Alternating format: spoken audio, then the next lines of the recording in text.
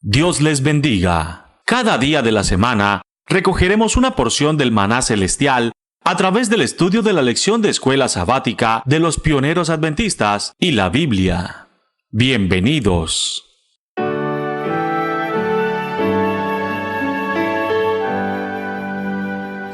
¿Qué tal, hermanos? ¿Cómo están? Dios los bendiga a todos. Mi nombre es Arturo Argüelles y estamos estudiando la lección de escuela sabática, el gran triple mensaje del Evangelio, estudios temáticos sobre Apocalipsis. Esa lección, como lo vimos en el audio anterior, es una lección original de la Iglesia Adventista del Séptimo Día, pero publicada en octubre a diciembre de 1904. Recordemos que hay que escudriñarlo todo y hay que retener lo bueno. Así que gracias por darme la oportunidad de estar contigo, de acompañarte tal vez en el carro, estar contigo en tus quehaceres en tu casa, o en esa oportunidad que le estás dando a este audio en la tranquilidad de tu hogar, tal vez ya de noche. Gracias por darnos esta oportunidad de entrar a tu hogar. Y hace un par de días quedamos pendientes de poder seguir estudiando la lección de escuela sabática, en donde estábamos hablando en particular de un tema muy interesante, la manera en la cual Cristo va a venir. Aprendimos en las primeras preguntas, aprendimos de que el regreso de nuestro Señor Jesucristo va a ser de una manera personal. No va a ser algo simbólico, no es algo figurativo. De la misma manera como Él se fue, así Él va a regresar. Así como una nube lo tapó y le impidió a los apóstoles que verlo, ahora Él va a descender de la misma manera, pero en una nube con unas diferencias muy notables. Él viene con todo el poder de su Padre y viene con sus santos ángeles. Eso lo podemos ver, eso lo podemos recordar en Mateo 25:31, cuando dice: cuando el Hijo del Hombre venga en su gloria, todos los santos ángeles con él vendrán, entonces se sentará en su trono de gloria. Judas 1:14 también dice: he aquí el Señor viene con sus muchos millares de santos. Así que esa manifestación que tenemos de nuestro Dios es algo precioso, ya que no es algo simbólico. Las esperanzas que debemos tener nosotros fundadas no es en una metáfora ni en una leyenda, va a ser tal cual como pasó. Así Él vendrá, pero con mucha más gloria, a recompensar a los que lo esperan. Eso es lo que tenemos que tener en mente, eso tenemos que tener bien presente, de que la tierra va a tener que rendir cuenta, los habitantes de la tierra van a tener que rendir cuenta ante nuestro Señor que viene en los cielos. Eso lo hemos aprendido, eso lo hemos estado analizando a través del otro audio. No voy a entrar en detalles porque ya lo hemos estudiado, pero sí me gustaría darle paso a esos eventos que van a venir. Cuando sea visible este evento, según Mateo 24:27, dice que como el relámpago que sale en el oriente y se muestra hasta el occidente, así será también la venida del Hijo del Hombre. Eso lo debemos tener muy claro, porque en la actualidad hay un movimiento un poco beligerante, un poco violento, por así decirlo, en contra de ciertas libertades que se han tomado algunas personas con respecto al tema de Jesucristo. Ha salido una noticia no hace mucho en donde la plataforma de streaming para ver videos online, Netflix, publicó la vida de un Jesús que era homosexual. La gran cantidad de personas se preocupó en gran manera por esto. Muchos hicieron firmas en una página que se llama change.org. Ahí se pueden hacer firmas online y bueno, tratar de presionar a los gobiernos, en este caso a una empresa privada, para que retirara ese material, y bueno, se logró, se quitó. Pero muy pocas personas se dieron cuenta que existe otra serie, igual, El Mesías ha vuelto, donde explican cómo es que un Jesús hombre, un joven de 33 años, viene en la actualidad a la tierra, se presenta en Nueva York, se presenta en la Meca, se presenta en Jerusalén, se presenta en Shanghái, se presenta en muchos lugares tratando de llevar un mensaje, un evangelio, tratando de hacer una unidad a la gente. Muchos investigadores tratan de desmentirlo, la prensa trata de buscar algo incómodo de él, pero todos se dan cuenta de que él está haciendo lo que nadie ha podido hacer, unir. Y se dan cuenta que la segunda venida de Cristo tiene que ver directamente con un símbolo de unidad al mundo. No tanto de un poder visual, sino un poder de unidad. Sí, aunque ustedes no lo crean, esta serie de internet, de Netflix, no ha tenido ni un solo reclamo, sino que ha causado expectativa, ha causado una buena aceptación en el público, y la gente está entendiendo de que igual y tenga cierta razón. Hace muy poco el obispo de Roma, Francisco I, hizo un llamado al mundo. Eso es una noticia tal cual, ustedes lo pueden ver, acerca de la unidad de los gobiernos en pos de la educación, de un mundo mejor educado, mejor valorizado, donde haya una ética más correcta. Y esta unidad se ha llamado para que se desarrolle el 14 de mayo de este año. Todos estos elementos que estoy contando es una gran campaña de educación, una gran campaña de evangelización a las conciencias de las personas, sobre todo atacando al cristianismo. Por ahí hay muchas corrientes en donde se trata de enseñar que cuando Jesús venga a la tierra, los judíos lo van a aceptar. Los musulmanes lo van a aceptar como un gran profeta y al final lo van a entender de que en algún momento de la historia lo que ellos llamaban como Mahoma también tiene una relación directa con este Jesús. Esta corriente es tremenda y pareciera que estuviera aliviando nuestras preocupaciones en el ámbito geopolítico, en el ámbito de las guerras, porque estas tensiones que existen ahora solamente se podrían resolver con algo de índole religioso. Yo no veo a Estados Unidos haciendo las paces con Irán solamente por un estrechón de manos. Va a haber algo que va a hacer que las naciones se unan. ¿Qué va a ser? La palabra del Señor, nosotros lo estuvimos leyendo la semana pasada, habla de que antes de que pase todo esto van a haber guerras y rumores de guerras. Va a haber una gran persecución, un momento de crisis tremendo en la tierra, en donde va a tener que salir alguien a decir: vamos a tener paz y vamos a tener seguridad. De esta manera se va a lograr concretar una paz mundial por un cierto tiempo. Todo esto es bíblico, claro que sí, pero no en el contexto en donde lo estamos desarrollando ahora. Podemos ver, por ejemplo, en Mateo 16:27 que dice: porque el Hijo del Hombre vendrá en la gloria de su Padre con sus ángeles, algo que ya habíamos leído, y entonces pagará a cada uno conforme a sus obras. ¿Escucharon bien? Conforme a sus obras. Otro pasaje es Lucas 9:26 que dice: porque el que se avergüence de mí y de mis palabras, ese se avergonzará del Hijo del Hombre cuando venga en la gloria de su Padre y de los santos ángeles. Podemos seguir estudiando más textos y vamos a encontrar algo muy interesante en esto. Vamos a leer 2 Tesalonicenses 1, en especial el 8, dice: en llama de fuego vendrá para dar retribución a los que no conocieron a Dios ni obedecieron al evangelio de nuestro Señor Jesucristo, los cuales sufrirán pena eterna en perdición, excluidos de la presencia del Señor y de la gloria de su poder. Una vez más podemos ver este mismo caso en Isaías 2:19 que dice: y se meterán a las cavernas de las peñas y en las aberturas de la tierra por la presencia terrible de Jehová y el resplandor de su majestad cuando él se levante para castigar la tierra. ¿Qué estamos viendo aquí? ¿Qué estamos entendiendo en eso? De que cuando venga el Señor Jesús no va a venir a dar un evangelio de paz, no va a venir a sembrar un reino de amor. Él viene a dar un juicio. Y para entender eso tenemos que volver al Antiguo Testamento. Y dicho sea de paso, el Antiguo Testamento tiene completa validez actualmente para algunos hermanos que tal vez me puedan estar escuchando. No es solamente una historia, tiene una completa legalidad el libro. Y nos podemos basar en el comportamiento de los sacerdotes dentro del santuario. La fecha fatal para el pueblo de Dios era la fiesta de expiación. No voy a entrar en detalles de la fecha como tal, pero sí en el objetivo de ella.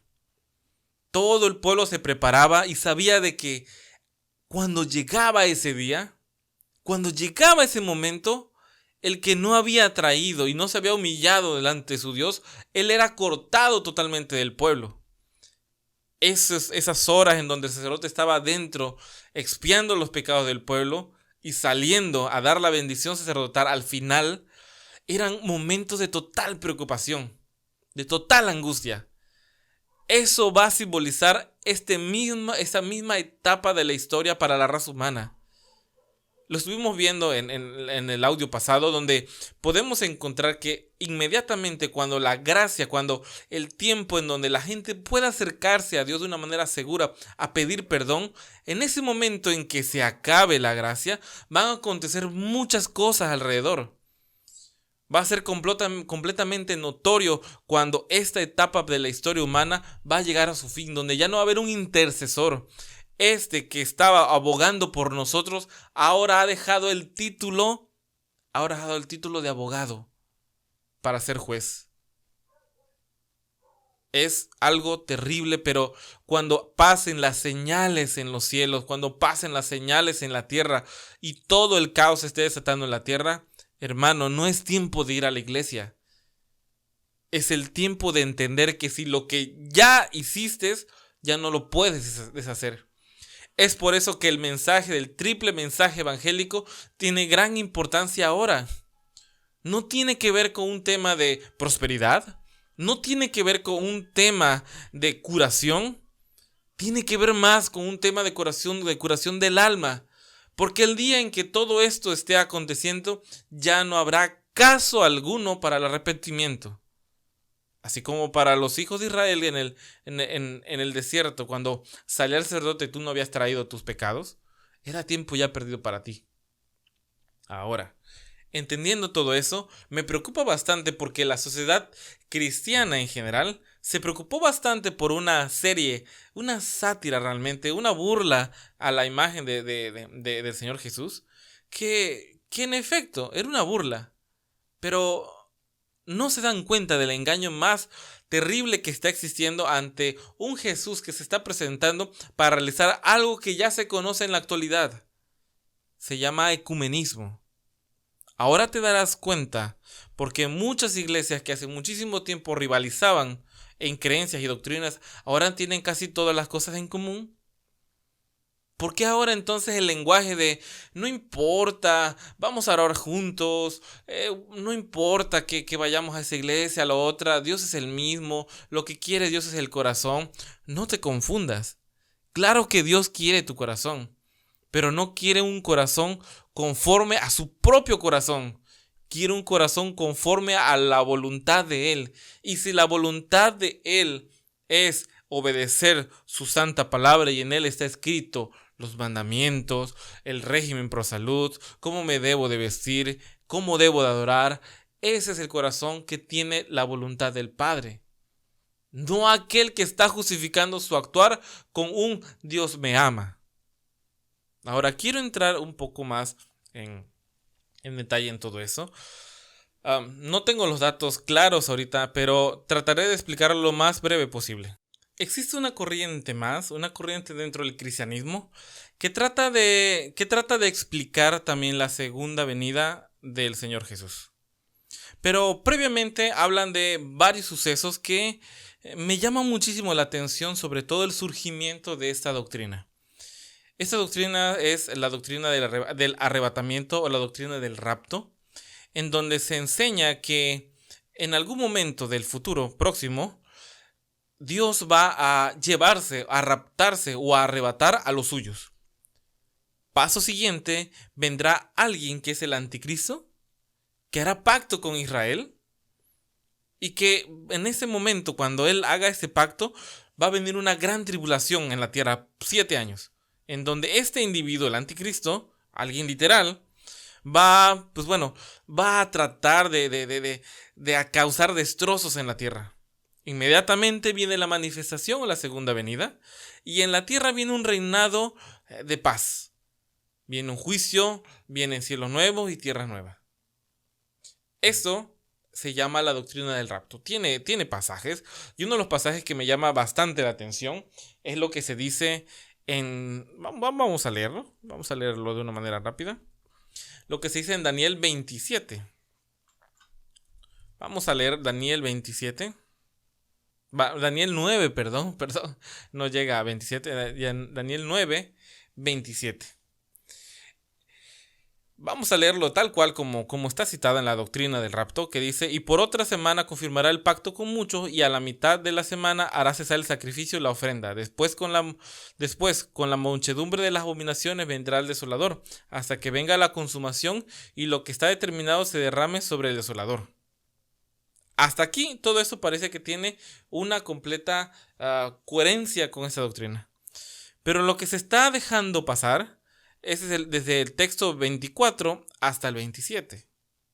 Si ustedes tienen el tiempo, lo pueden buscar, lo pueden leer con más calma. Pero son las 70 semanas que están destinadas para el pueblo de Dios y para su santa ciudad. Y como en esta última semana de la que está hablando en el capítulo 27, hay un desarrollo, hay algo muy, muy importante. Pero esa explicación viene en el versículo 26, donde dice que a la mitad de la semana se le quitará la vida al Mesías. Y después vendrá un príncipe a destruir el santuario. Todo esto que estamos leyendo tiene que ver con una secuencia histórica. Ese tiempo destinado para el pueblo de Dios tiene que ver con el pueblo de Israel. Tiene que ver con la historia que estaba viviendo Daniel, en donde podemos entender que comienza esta profecía desde que se va a reconstruir las murallas de Jerusalén. Daniel en ese momento no llegaba a esa etapa de la historia. Para él era un futuro muy próximo, por cierto. Entonces, a partir de esa indicación, desde que sale la instrucción hasta que viene el Mesías, pasan estas semanas. Y esta última semana, esos 7 años, porque hay que recordar que en profecía es día por año. Esta interpretación lo podemos nosotros encontrar en Ezequiel 4:6, donde el mismo Señor le explica, el mismo Señor Jesús le explica a Ezequiel que un día en profecía es como un año. Entonces, ahí podemos entender que ese comienzo del ministerio del Mesías que vendría va a tener 3 años y medio. Ese es el tiempo que le toma al Señor Jesús predicar su evangelio aquí en la tierra, formar a los discípulos, y después de eso pasan otros 3 años y medio para que se termine las semanas destinadas para el pueblo de Israel. Recordemos lo que estudiamos en las semanas pasadas. Si no lo ubicas, entendimos que una de las cosas que se les envió al pueblo antediluviano es de que no iba el Señor contender para siempre con ellos. El límite de su gracia iba a llegar. Interesante, porque en el libro de Mateo 24, donde habla de esas profecías, también hace una referencia notoria a ese evento. Dice que la segunda venida va a ser como en los días de Noé, que la gente se casaba y se daba en casamiento, hasta que vino el día del diluvio. Curioso, porque si hay algo que entender entonces, es de que hay una secuencia bíblica en Mateo 24. Y de esa no nos debemos de quitar bien en claro. Mateo 24 empieza a hacer una narración, y si ustedes las van leyendo en secuencia, nos damos cuenta que el Señor Jesús prácticamente te regala la escena del último tiempo. Habla de engañadores y falsos cristos, habla de guerras y rumores de guerra, habla de una tribulación previa a los justos, falsos profetas, y muchos van a salir engañando, creando demasiadas organizaciones religiosas para confundir a la gente. Va a venir la predicación del evangelio por testimonio. ¿Por qué por testimonio? No importa qué tanto yo te pueda enseñar de doctrina, si lo que yo te enseño no me ha servido a mí, ¿cómo podría funcionarte a ti? Eso es predicar con testimonio. Habla de una abominación desoladora tal como se presenta en Daniel. Hay que estudiarlo, no es el tema ahorita. Una gran tribulación previamente, antes de una falsa aparición de Cristo. Aquí lo dice bien clarito. Después de la gran tribulación aparecerán señales en los cielos y la aparición de Jesús mismo en los cielos. Esa secuencia la podemos encontrar en Mateo 24, pero esa secuencia es apoyada con varios simbolismos. Número uno, va a ser como en los días de Noé. Va a haber una previa predicación, va a venir un periodo de tiempo en donde los hijos de Dios van a estar guardados, pero preocupados porque las señales parecieran que no se estén dando, tal como pasó en los días de Noé. Y después un castigo tal que nadie va a poder escapar.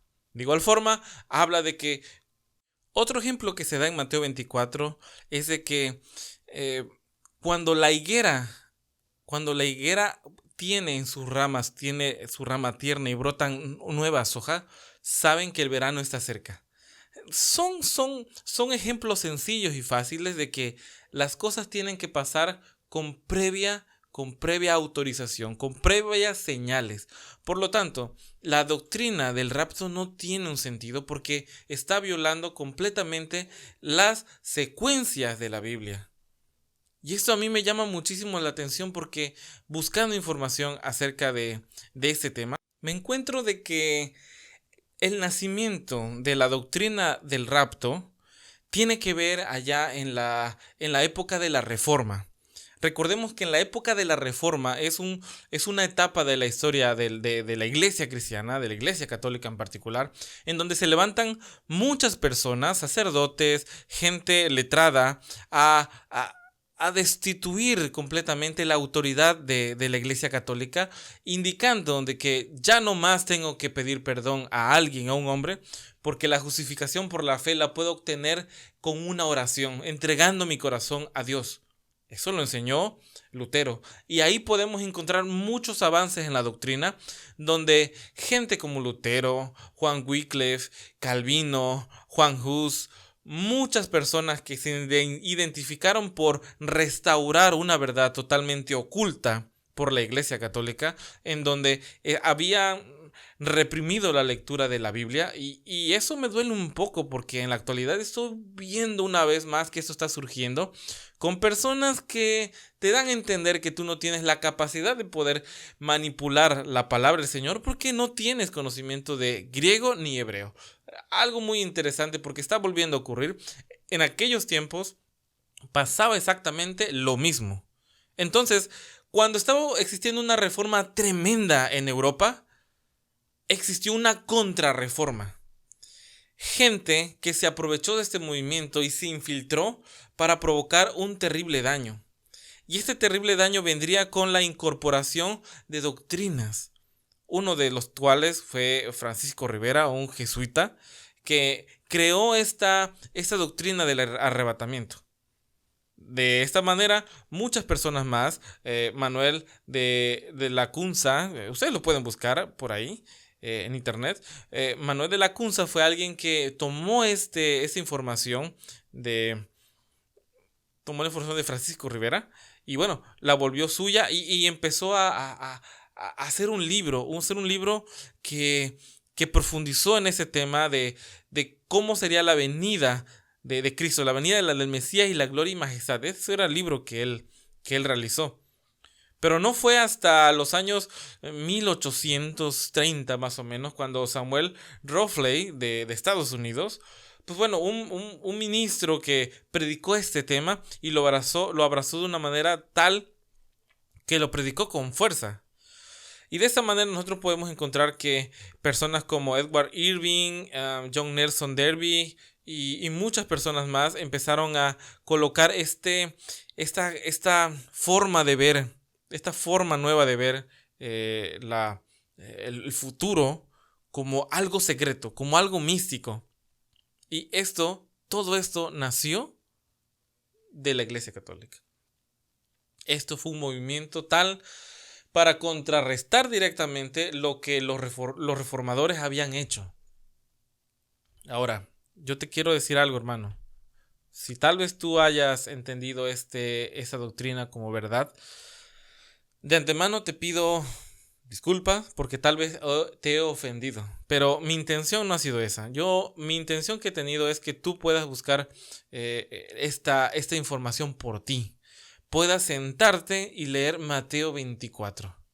Léelo una y otra vez comprueba las historias, comprueba los ejemplos. Siempre cuando va a venir un juicio terrible por la tierra, hay un mensaje previo. No hay momento en donde haya algo secreto para Dios.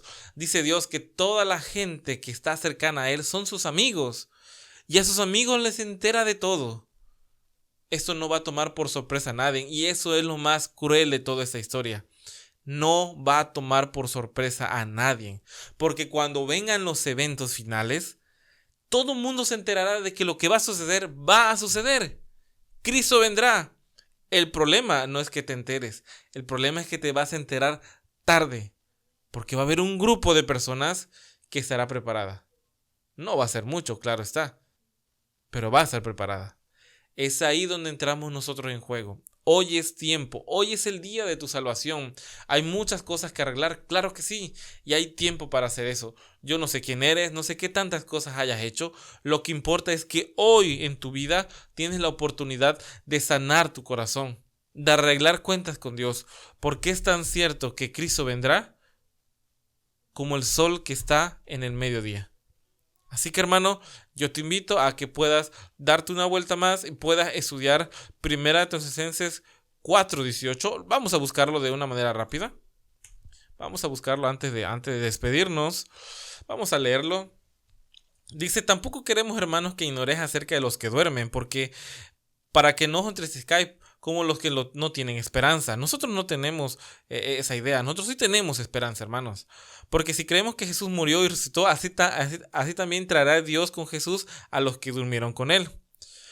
Por lo cual os decimos esto en palabra del Señor, que nosotros, los que vivimos, que habremos quedado hasta la venida del Señor. Fíjense esta esperanza bendita que tenía el apóstol Pablo. Él se contaba entre estas personas. No pereceremos a los que durmieron. Porque el mismo Señor, con voz de mando, con voz de arcángel y con trompeta de Dios, descenderá del cielo, y los muertos en Cristo resucitarán primero. Escuchen bien la secuencia. Porque el Señor mismo, con voz de mando, con voz de arcángel y con trompeta de Dios, descenderá de los cielos. Número 1. Después, al escuchar todo eso, los muertos en Cristo resucitan primero. Número 2. Y luego nosotros, los que vivimos, los que hayamos quedado, o sea, la gente que ha buscado su palabra, seremos arrebatados. Pero ¿quién va a estar ya en el cielo? Está el Señor Jesús. Luego, al escuchar esa tremenda voz, se levantan los muertos. Y luego tú, amado, si tú te has creído en ese evangelio, vas a ser arrebatado para gloria del Señor. No tiene que ser primero el arrebatamiento y después venir. No, hay que tener una secuencia. No es posible de que 1 Tesalonicenses diga una cosa, Mateo, Lucas y Marco diga exactamente lo mismo, la historia de Noé cuente lo mismo, y tengamos entonces que forzar la Biblia para que diga algo más. Así que, hermano, yo te invito a hacer un análisis. Si tienes tal vez algún comentario más, si tal vez te molestó esta reflexión y tienes alguna otra duda, puedes escribirme en el audio que se envía a un costado. Viene también mi número telefónico, si es que así lo prefieres, contactarme en privado.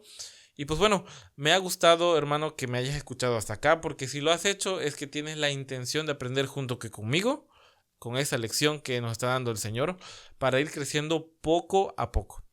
Así que, hermano, Dios te bendiga. Nos estamos viendo la próxima semana del 20 de enero. Vamos a estudiar una lección más que también tiene muchas enseñanzas. Dice: señales en los cielos. Vamos a seguir paso a paso con este tema de Apocalipsis para que juntos lo vayamos entendiendo. Dios te bendiga, hermano, y hasta pronto.